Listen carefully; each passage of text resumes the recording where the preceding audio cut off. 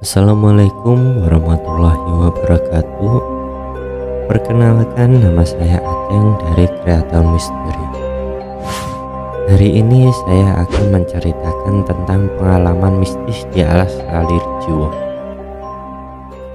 Cerita ini tentang rombongan pendaki dari asal Surabaya yang telah berhasil mendaki puncak Gunung Welirang pada tahun 2019 dan akan dilanjutkan ke Gunung Arjuna. Akan tetapi hanya tersisa 4 orang yang ikut serta dalam pendakian ke Gunung Arjuna. Ada hal ganjil apa yang akan dialami oleh 4 orang tersebut? Penasaran? Tonton terus sampai habis. Jangan lupa untuk siapkan kopi atau teh dan beberapa cemilan untuk menemani Anda dalam mendengarkan cerita dari Kreator Misteri. Selamat mendengarkan.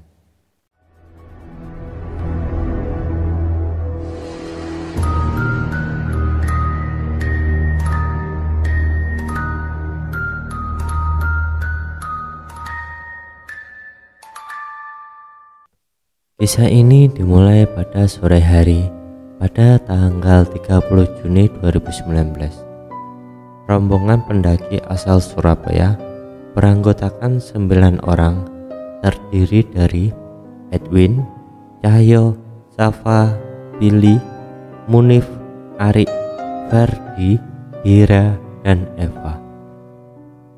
Setelah berhasil melakukan pendakian ke Gunung Welirang, mereka bersiap untuk pulang ke Surabaya. Arik dan Billy yang merupakan mahasiswa memutuskan kembali lebih awal.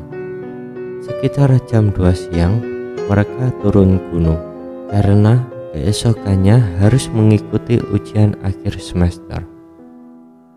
Sementara sisanya sedang melakukan bersih-bersih tenda sambil memasak untuk persiapan pulang. Candaan dimulai dari Safa yang menyeletuk untuk melanjutkan perjalanan ke Gunung Arjuna.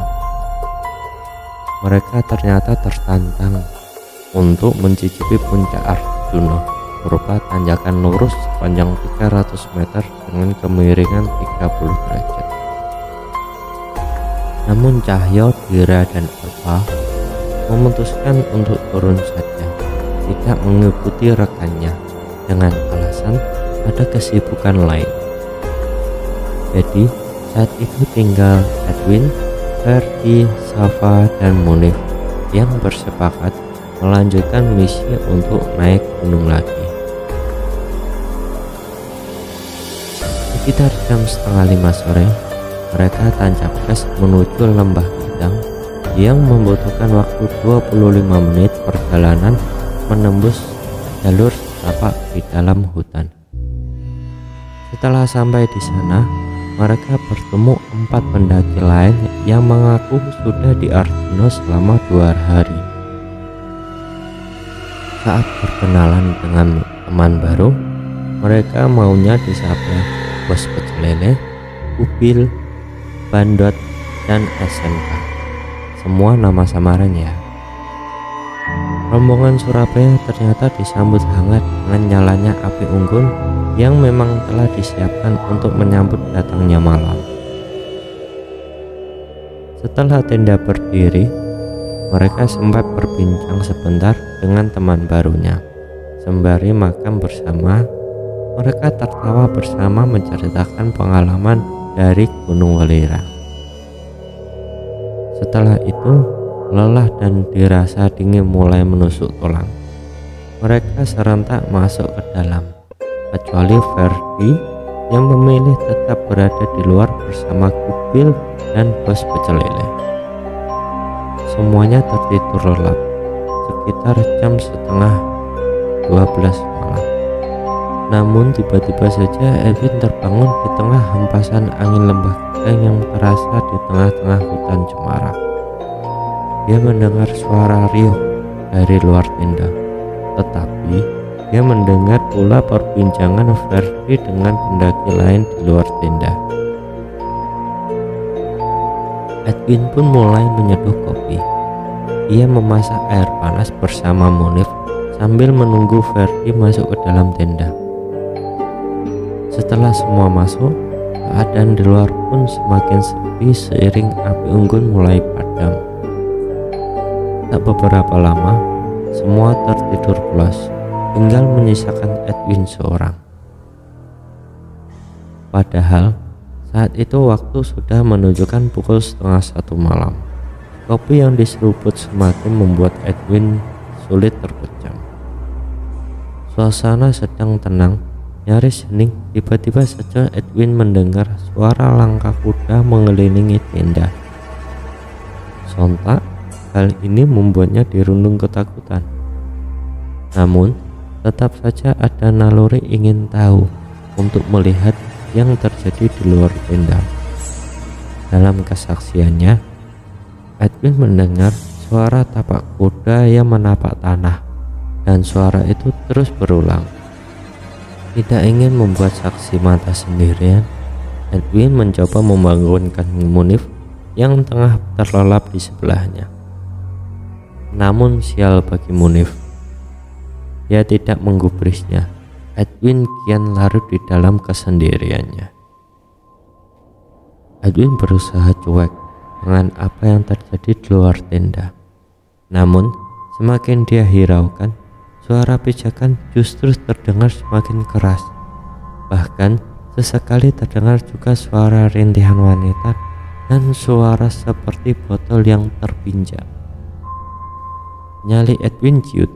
Dia memilih bersembunyi di balik sleeping bag hingga akhirnya berhasil terlelap.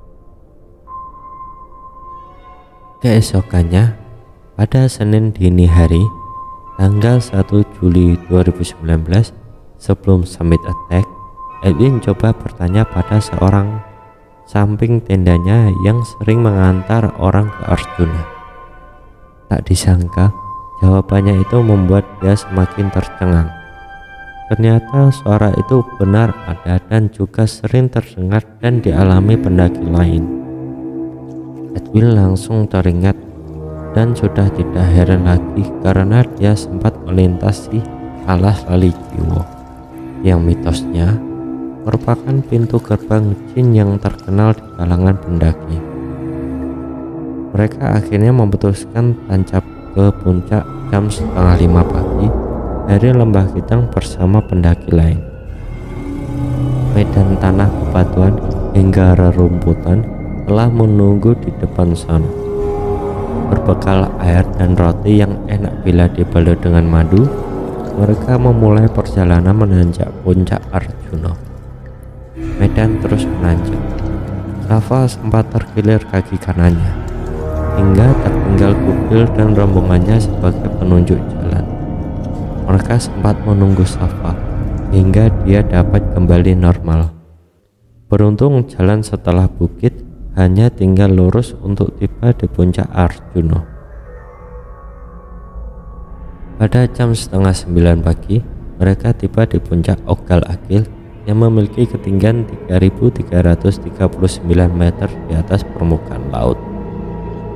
Tak lama di puncak, mereka sepakat untuk turun jam 9 dan tiba di Lembah Kitang jam 1 siang. Agak terlambat memang. Hal itu dikarenakan sempat membantu pendaki lain yang terjatuh di tengah trek.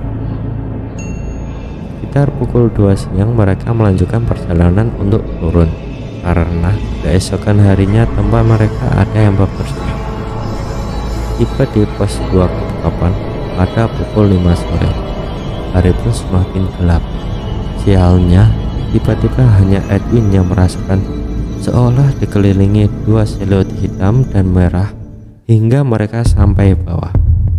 Edwin tak berani menoleh ke atas karena takut membuatnya tak fokus untuk turun karena mulai sering tersandung. Edwin tidak berani menyimpulkan apa yang terjadi saat itu. Hingga hari ini, Edwin pun masih memikirkan hal tersebut dan belum berani bercerita ke teman-temannya mengenai kejadian yang dialami selama perjalanan di Arjuna. Sungguh pengalaman mistis yang menantang, sekaligus menakutkan bagi dia.